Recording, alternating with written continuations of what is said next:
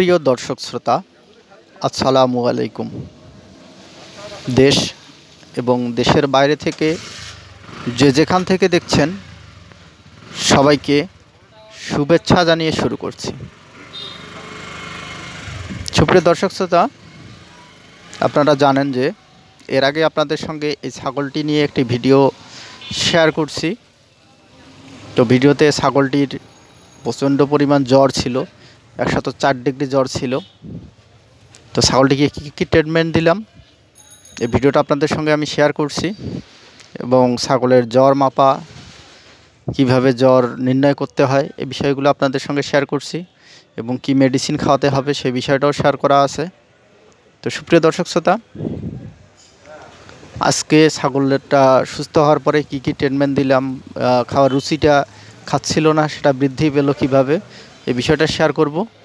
অবশ্যই আপনারা সম্পূর্ণ ভিডিওটা দেখবেন এবং খামার সম্পর্কিত বিভিন্ন তথ্য পেতে উদ্যোক্তা বিডি ইউটিউব চ্যানেলটি সাবস্ক্রাইব করবেন।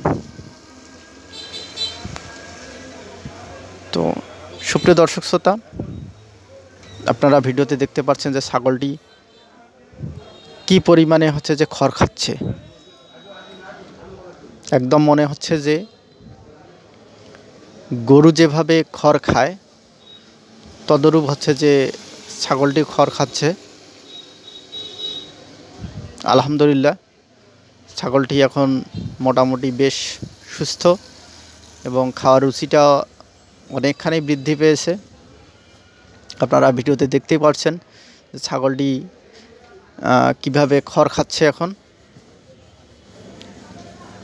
তো আপনারা জানেন যে এর আগে আমি ভিডিওতে ছাগলের জ্বর নির্ণয় করার পরে ছাগলকে আমি জ্বর কমানোর জন্য ফার্স্ট ভেড ট্যাবলেট 4 ভাগের 1 ভাগ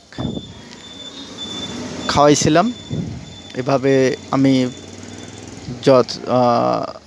প্রতিদিন একবার করে জ্বর মেপে এরপরে খাওয়াইছি, এবং এরপরে যেটা করলাম সেটা যে জিঙ্ক খাওয়ালাম। টানা 3 দিন জিঙ্ক খেলো, আরও 2 দিন আমি খাওয়াবো। তো এর মধ্যে আলহামদুলিল্লাহ ছাগলটি অনেকখানি সুস্থ এবং খাওয়ার রুচি বেশ বৃদ্ধি পেয়েছে। তো সুপ্রিয় দর্শক শ্রোতা, কী জিঙ্ক খাওয়ালাম সে বিষয়টা আপনাদের সঙ্গে এরপরে শেয়ার করব। আপনারা অবশ্যই উদ্যোক্তা বিডি এর